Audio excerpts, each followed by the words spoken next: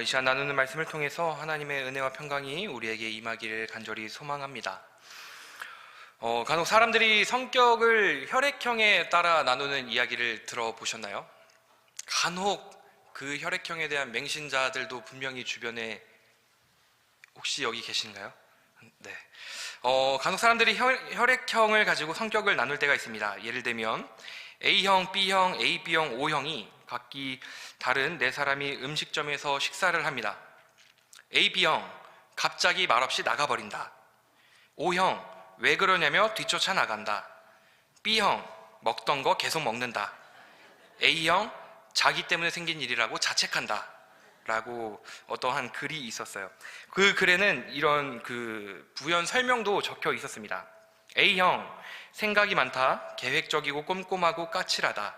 한 번 내 사람이면 영원한 내 사람이고 배신은 용서하지 않는다. B형, 똑똑하고 끼도 많고 주변 사람들을 즐겁게 해준다. 자신의 이익을 쫓는 이기주의적인 성격을 띈다. O형, 긍정적, 낙천적, 자기중심적이고 휴머니스트가 많다. AB형, 아직 연구 중이라는 글이 있었습니다. 이런 혈액형에 대한 온갖 견해가 난무하죠. 또 이런 혈액형에 대해서 굉장히 맹신하며 어떤 사람들은 나와 결혼할 결혼 상대는 무조건 혈액형이 이거여야만 해 라고 하는 사람들도 있었어요. 하지만 이게 과학적으로는 전혀 검증되지 않은 상관관계가 전혀 없는데도 사람들은 그것을 맹신하며 나아가는 사람들이 있습니다. 예전에는 이 혈액형으로 하는 사람들이 많았는데 요즘 젊은이들은 MBTI로 많이 한다라고 하더라고요. 많이 들어보셨나요? MBTI? 성격 유형별 검사라는 건데 총 16가지로 사람의 성격을 나눕니다. 내향적인지 외향적인지 이런 것들을 통해서 어떤 한 검사를 통해서 나누게 되는데 요즘 젊은이들 중에는 또 이것에 과몰입하여서 이 사람은 나랑 안 맞아 라는 것을 이 검사의 결과로 하는 사람들도 있고, 심지어는 어떤 한 일자리에서는 어떤 한 성격은 뽑지 않는다 라고 할 정도로 굉장히 이것이 완벽하게 정확한 결과값은 아님에도 불구하고 이런 것에 대해 선입견과 편견을 가지는 사람들이 굉장히 많다라고 해요. 그런데 오늘 말씀에도 이런 선입견과 편견을 가지고 있던 사람이 등장하게 되는데 그의 이름은 바로 나다나엘입니다. 나다나엘은 누구일까요? 요한복음에만 나오는 이 나다나엘, 그 이름은 하나님의 선물이라는 뜻입니다. 그는 갈릴리 가나 사람이며 빌립과 가까웠던 사람으로 보여집니다. 공관복음서에 등장하는 제자의 명단에는 항상 빌립 다음에 나오는 사람이 있는데 그 사람의 이름은 바로 바돌로메라고 하는 제자입니다. 오늘날 성경학자들은 이 나다나엘과 바돌로메를 같은 인물로 보고 있어요. 이 견해에 대한 근거는 먼저 첫 번째로 바돌로메라는 이름의 뜻은 돌로메의 아들이라는 뜻입니다. 바는 아들을 뜻하고 돌로메는 사람의 이름을 뜻해서 바돌로메는 돌로메의 아들이라는 뜻을 가지고 있기 때문이에요.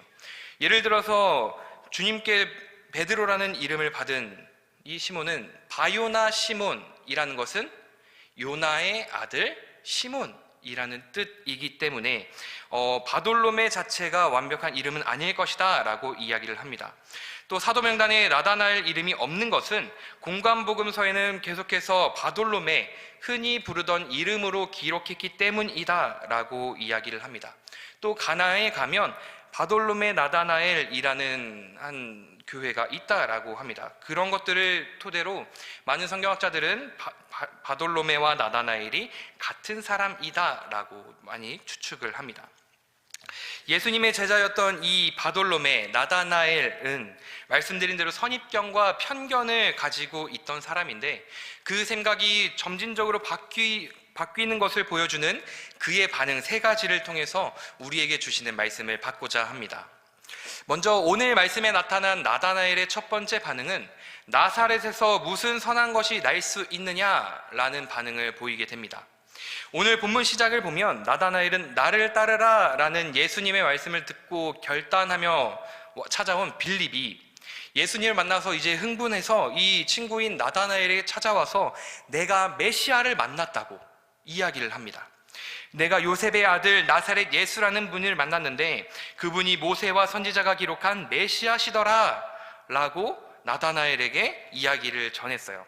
그 이야기를 들은 나다나엘은 나사렛에서 무슨 선한 것이 날 수 있느냐 라면서 냉담한 반응을 보이게 됩니다. 나사렛과 같은 동네에서는 메시아가 나타날 수 없다라고 이야기를 하는 거예요. 당시에 메시아는 예루살렘에서 출현하게 될 것이다 라는 생각이 보편적이었습니다. 당시 시대적인 분위기를 반영한 이야기라는 것이죠. 메시아가 나올 동네가 아니라는 이 46절의 반응은 한마디로 이 나다나엘이 선입견과 편견에 사로잡힌 사람이다라고도 볼 수 있어요. 사실 그런 선입견이 생길 만한 동네가 바로 나사렛이었습니다.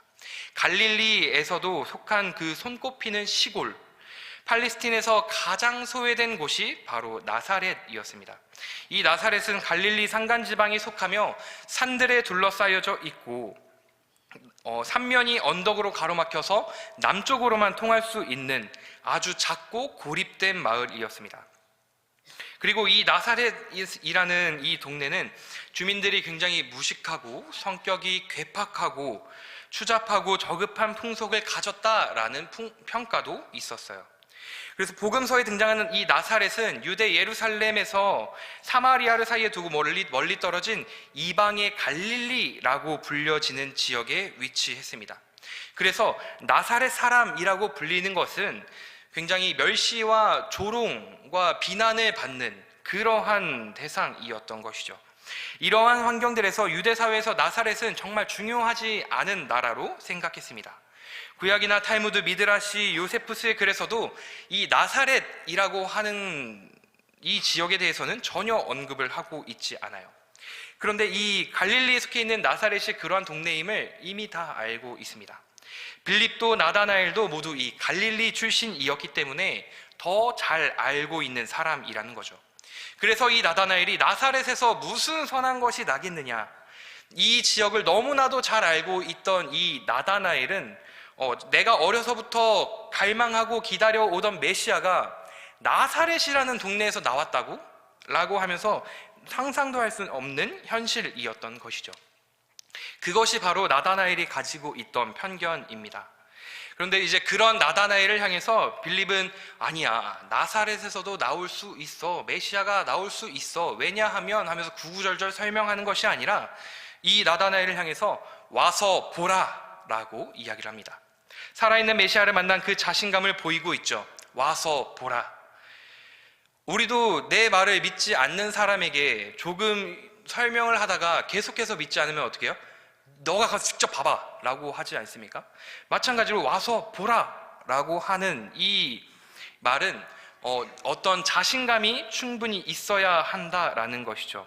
그런데 우리가 다른 복음을 모르는 이들에게 복음을 전할 때에 이것을 어떻게 전해야 하는가 굉장히 고민을 많이 하잖아요. 그렇죠? 그때도 우리가 와서 보라 할 수 있게 되기를 소망합니다.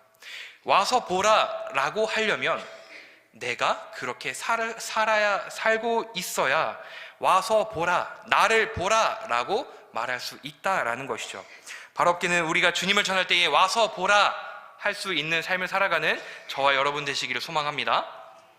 빌립이 나다나엘을 예수님께 이제 데려갑니다. 무슨 나사렛에서 선한 것이 있나라고 이야기했던 이 나다나엘을 데리고 이제 예수님 앞에 나왔어요. 그때에 예수님께서 나다나엘을 보시고 47절에 이렇게 이야기를 합니다. 예수께서 나다나엘이 자기에게 오는 것을 보시고 그를 가리켜 이르시되 보라, 이는 참으로 이스라엘 사람이라 그 속에 간사한 것이 없도다 라고 기록하고 있습니다.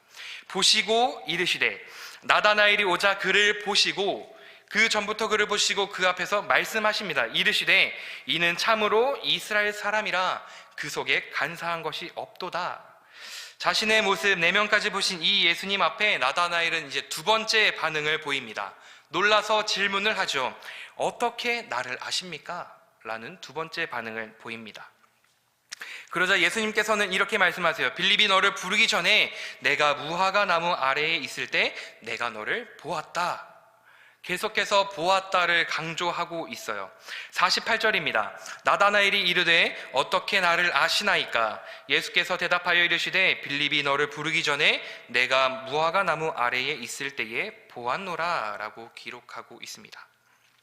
자신은 예수님을 보지 못했는데 예수님은 자신을 보고 있었다라는 사실에 나다나엘은 막 꺾이고 말았습니다.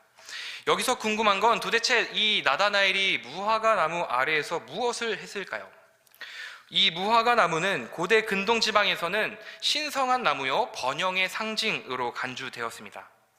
무화과 나무 그늘은 아름답고 쉴만한 곳이었어요. 그래서 이 팔레스타인의 어머니들은 종종 아기들을 일할 때에 무화과 나무 그늘에 누이기도 했습니다. 그래서 예수님께서 나다나엘을 향하여 말씀하신 내가 무화과 나무 아래에 있을 때에도 보았노라 라고 하시는 이 말씀은 너가 어린 소년이었을 때에 이미 예수님께서는 이 나다나엘을 알고 계셨다라고 이야기를 하는 것입니다. 이런 물리적인 형태의 그늘을 주는 형태뿐만 아니라 사실 무화과 나무와 포도나무는 다가올 메시아에 대한 깊은 연관이 있는 의미 있는 나무라는 것이죠. 구약적 뿌리가 있는데 그 중에 대표적인 것이 스가랴 3장 8절로부터 10절까지의 말씀입니다. 한 절씩 보게 되면 8절에 대제사장 여호수아야 내가 너와 내 앞에 앉은 내 동료들은 내 말을 들을 것이니라. 이들은 예표의 사람들이라 내가 내 종 싹을 나게 하리라.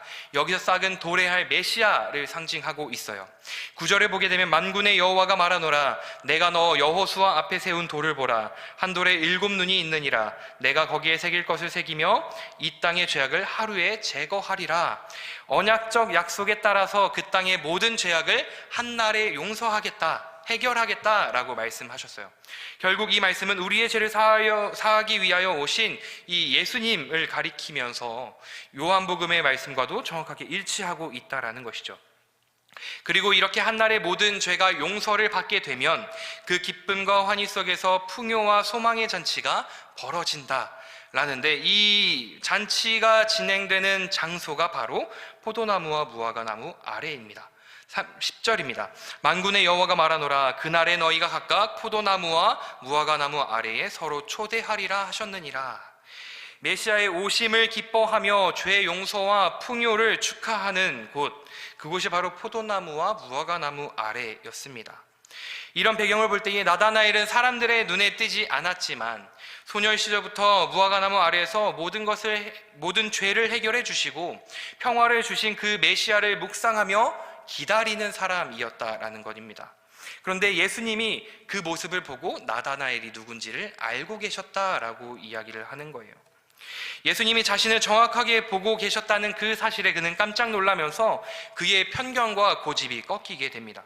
그리고 편견이 깨진 그 자리에서 그는 새롭게 고백을 합니다. 그렇게 마지막 반응을 보이게 되는데 당신은 하나님의 아들이시오 이스라엘의 임금이로소이다 라는 반응을 보이게 됩니다. 49절입니다. 나다나엘이 대답하되 랍비여 당신은 하나님의 아들이시오 당신은 이스라엘의 임금이로소이다 라고 기록합니다. 사람들은 전혀 몰랐어요. 그러나 예수님은 그 나다나엘의 모습을 그 메시아를 갈망하고 기다렸던 그 나다나엘의 모습, 그 모습들을 정확하게 보고 계셨다라는 거예요. 왜 그랬는가? 예수님께서는 그의 영혼에 관심이 있으셨기 때문입니다. 예수님께서 그의 영혼을 사랑하셨기 때문이에요. 그리고 자신을 알아주시는 그 예수님 앞에 나다나엘은 완전히 압도되어서 그의 올바른 신앙을 고백합니다. 나다나엘이 기존 예루살렘 중심의 그 사회적 종교적 통념에 붙잡혀서 스스로를 인정하지 못하는 그 얽매이고 자유하지 못한 사람으로 살아왔는데 예수님을 만나고 너는 참 이스라엘이라 라는 말씀을 듣고 자유하고 소망하며 꿈이 있는 사람으로 바뀌게 됩니다. 예수님께 신앙을 고백한 이 나다나엘에게 예수님께서는 이제 이후로 자기 자신으로 말미암아 전개될 일들을 보게 될 것이다 라고 이야기를 합니다. 이보다 더 큰 일들을 펼쳐 보이시겠다라고 말씀하세요. 그 의미는 예수님의 그 공생의 사역을 통한 가르침과 세상의 다른 사람들을 사랑하는 방법, 십자가에서의 헌신, 부활과 승천, 이보다 더 큰 일들 이것을 이야기하고 있다라는 것이죠. 그리고서 하늘이 열리고 하나님의 사자들이 그 위로 오르락 내리락 하는 것을 보게 될 것이다 라고 이야기합니다. 이 이야기를 듣게 되면 우리는 야곱의 이야기가 떠오르게 되죠. 야곱이 팥죽 한 그릇을 형 에서에게 그 장자권을 빼앗아서 아버지 이삭으로부터 장자의 상속의 그 축복을 받고 형을 피해서 삼촌 라반이 살고 있는 하란으로 도망가서 이제 날이 저물어 도망가던 중에 날이 저물어서 피곤하던 중 들판에서 돌을 베개 삼아 뉘었는데 그때에 꾸었던 꿈 가운데 하늘 끝까지 닿은 사다리가 놓이고 하나님의 천사들이 그 사다리를 오르락 내리락 하는 것을 보게 됩니다. 그때에 하나님께서는 아브라함과 맺은 언약을 다시 확인하는 말씀을 주세요. 그런데 이제 예수님께서는 그 오래전에 야곱의 꿈과 그 환상 속에 암시되었던 그 모든 것들을 나다나엘이 무화과 나무 아래에서 기도 가운데 보고 싶어 했던, 알고 싶어 했던 그 모든 메시아에 관한 것들을 이제 나다나엘에게 너가 볼 것이다 라고 이야기를 하십니다. 예수님께서 사역하신 그 공생애를 마치고 십자가에서 죽으신 후 여러 차례 말씀하신 그 부활의 몸으로 제자들에게 나타나십니다. 첫 번째 함께하지 못했던 도마와 제자들에게 두 번째 나타나시고 세 번째 7 제자들에게 나타나실 때 디베랴 호수에서 예수님을 본 제자들 중 한 명이 바돌로메, 바로 나다나엘입니다. 요한복음에는 많은 사람들이 예수님을 만난 이야기가 나옵니다. 만나는 방식은 다양할 수 있으나 공통적인 한 가지는 그 만남 이후에 그들의 신앙 고백이 있었다라는 거예요. 그 고백은 사람마다 다양했습니다. 나다나엘은 당신은 하나님의 아들이시요 당신은 이스라엘의 임금이로소이다. 참 이스라엘 사람답게 이스라엘 민족이 기다렸던 이스라엘 왕이라고 고백을 하죠. 세례요한은 보라 세상 죄를 지고 가는 하나님의 어린 양이로다 라고 고백을 해요. 그리고 시몬의 형제 안드레는 우리가 메시아를 만났다. 빌립은 모세가 율법에 기록하였고 여러 선지자가 기록한 그분이라고 이야기를 하죠. 그리고 우리가 너무나도 잘 알고 있듯이 베드로는 주는 그리스도시요 살아계신 하나님의 아들이십니다 라는 고백을 하게 됩니다. 그렇다면 주님을 만난 저와 여러분들은 주님을 어떻게 고백하고 계십니까?